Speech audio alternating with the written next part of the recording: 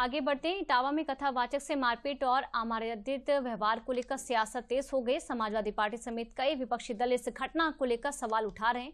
इस घटना को लेकर भाजपा ने सपा पर जातीय ध्रुवीकरण का आरोप लगाया, तो वहीं भाजपा नेताओं ने भी समाजवादी पार्टी और अखिलेश यादव पर अपना एजेंडा सेट करने का आरोप लगाया। भाजपा नेता ने कहा कि अखिलेश यादव केवल वोट बैंक पाने के लिए इस मामले को तुल दे रहे हैं, जबकि इस मामले की सच्चाई कुछ और है। भाजपा ने संतोष जताते हुए कहा कि फिलहाल मामले में 4 अभियुक्तों की गिरफ्तारी हो चुकी है और अन्य के खिलाफ भी जल्द ही कार्रवाई होगी। इसी के साथ इस मामले में एक नया मोड़ भी सामने आ चुका है। दरअसल मामले की पीड़िता रेणु तिवारी ने एक नया खुलासा कर सबको चौंका दिया है। रेणु तिवारी ने कहा कि कथावाचकों ने खुद को ब्राह्मण बताकर कथा करवाई और रेणु तिवारी ने कथावाचकों पर छेड़छाड़ करने का भी आरोप लगाया है। इन आरोपों के बाद अब इस मामले को लेकर सियासत बढ़ने के और भी आसार हैं।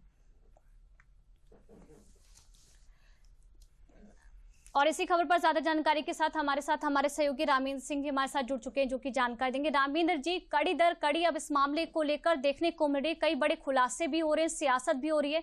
किस तरह से इस मामले को आप देख रहे हैं? इस सियासत जैसा कोई मुद्दा नहीं है। अगर आप पूजा देखिए, कहा गया है कि बात जात न पूछे साधु की पूछ लीजिए ज्ञान। महर्षि वाल्मीकि के बारे में किसी ने पूछा था क्या? वेद व्यास के बारे में किसी ने पूछा था क्या?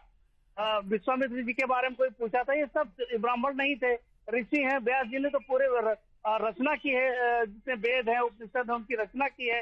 वाल्मीकि जी ने पूरे रामायण की, राम कथा की रचना की, तमाम और चीजों की रचना की। क्या किसी ने जात पूछा था क्या इनसे? लेकिन शर्त एक है कि अगर आप उस व्यास आसन पीठ पर बैठ रहे हो तो आपको इतना ज्ञान होना चाहिए, आपका आचरण इतना उच्च होना चाहिए कि आपसे लोग सीख ले सकें। अगर ये नहीं है तो आप उस लायक नहीं हो, चाहे जिस जात के हो। अगर आप ज्ञान है और आपका आचरण ठीक है तो चाहे जिस जात के हो, आप ब्राह्मण या क्षत्रिय बन सकते हो। इसमें कोई दुविधा वाली बात नहीं है।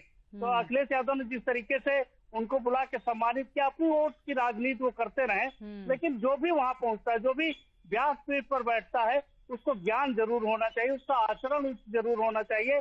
जात कोई मायने नहीं रखती पूजा इसमें।